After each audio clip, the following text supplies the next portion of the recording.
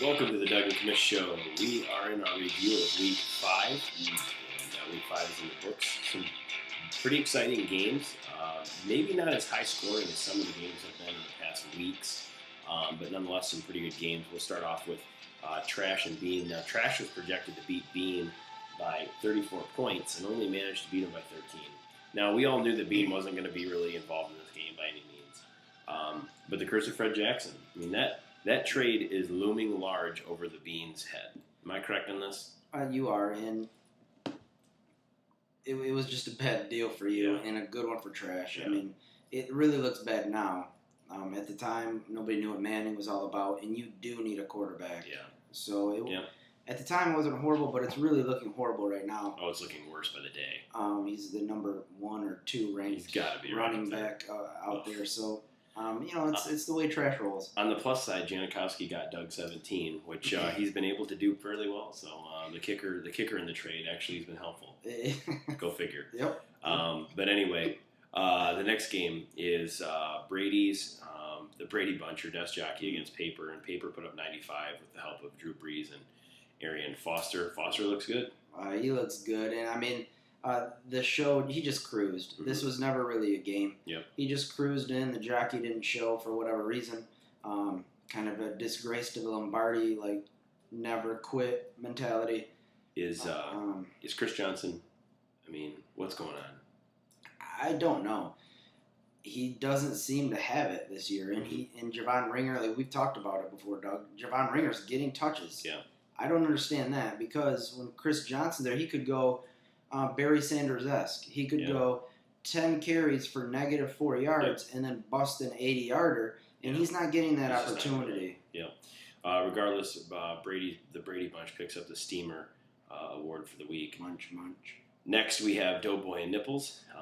Nips on the shoulders of Pierre Garcon. A rebirth for Pierre Garcon when most people thought that the Colts offense was dead. Curtis Painter comes in and throws to Garcon, and they have quite the chemistry. They had a great game, and the Nips is looking to build on that. You've got Painter decided to use Garcon over any other weapon, and he's got other weapons. Yeah. Dallas Clark is sitting in there to block. Yeah, right. That's what he's there for. Yeah. But he also had Javid Best had 28 points, and Aaron Rodgers had 28 as well. So I tell you something. Every year, the Nipples has a team that's filled with misfits. People that, nobody else really wanted, but yet he leads the league in scoring. Yeah. You can't rest on a nipple. Yep, can't rest on the nipple. And Doughboy had 33 out of Adrian Peterson, but he also got 0 out of Dustin Keller. And my question for you, he played the Bills defense and the Bills defense had 12 points. Now, if you think back, nobody really ever looks at the Bills defense as being something of worth note. No, they're a turnover machine. Yeah. They get a lot of tipped balls, and that's how you get picks. So it's a nice play by the old man. 94 points is not horrible. No. It's not going to guarantee you a win, obviously. But it get you close. But usually, 94 weeks. points isn't bad for an old man.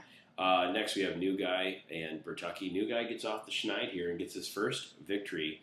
And we had talked about. We thought that this could happen. It was the upset of the week. It's not like we were blindsided by this. It is a Boyke, and it is an 0-4 team coming in to the White Trash. So everything fit for an upset there.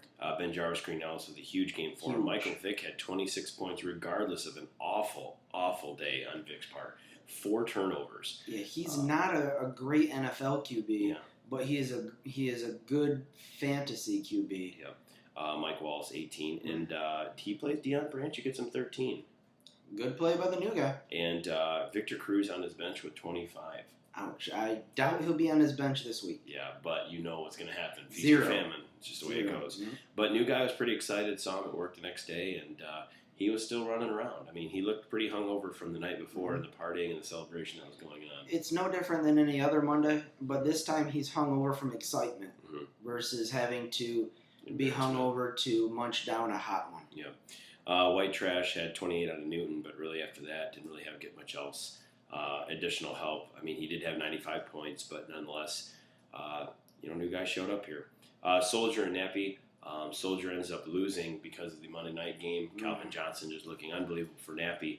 Nappy scores 100 and on the river on Calvin Johnson. Steve Smith looked good again. Yeah, he's got great set of receivers there. And I noticed that he had Steve Smith on the trading block. Yeah. I think that's just a motivational tool to get Steve Smith to keep it up because he's got some issues up here. Oh, yeah. I think it's a motivational tool to keep him moving forward. Do you think what do you think he wants for Steve Smith, though, in reality? It's got to be a number one or 1A, 1B running back. Yeah. It's got to be something of substance because Cam Newton is phenomenal with throwing the ball and making plays and going deep, and his only deep threat is Steve Smith. Yeah. So he's guaranteed to at least get 2 to 3 big play possibilities every game. Yeah. Soldier had Dwayne Bowe with a 31, which is unusual for Dwayne Bowe this year with Matt Castle. But nonetheless, McCoy had 17 as well. Soldier put up 93 points. Again, we talked about they could get you close, but some weeks it's just not going to get it done. Really, one of the biggest games that happened came down to Monday night, and really more or less the last play of Monday night. Last play, that was awesome. Sass and Toilet Town, and Toilet Town falls to 1-4 with his 49ers defense leading him out with 22 points, which we'll talk about in the question and answer time. Right. A little bit about that fateful time. It was crazy Monday night because all Forte had to do was get a point. All Stafford had to do was throw a pass, and neither of them happened. Yeah. Oh, yeah. The Lions needed to run, and the Bears needed to pass. Yep. It was unbelievable. The bad luck that is continuing for the Brown Ring. Yep. Matt Schaub leads out Sass, and A.J. Green put up a large 15 points. Looks like a pretty good wide receiver. Usually you do not rely on rookie wide receivers, rookie quarterbacks. No, that's why he got him late in the draft because nobody else really wanted him. Yep. Plus, take into effect, he doesn't have Manning or Brady or Rodgers throwing the ball. He's got some red-haired turd burglar in Dalton. Yeah, turd burglar. All right, well, that's the review of Week 5. We'll be right back with some question and answer time. Again, don't forget to send us your tweet at GreatestFFL, and we'll look forward to talking to you soon. We'll be right back.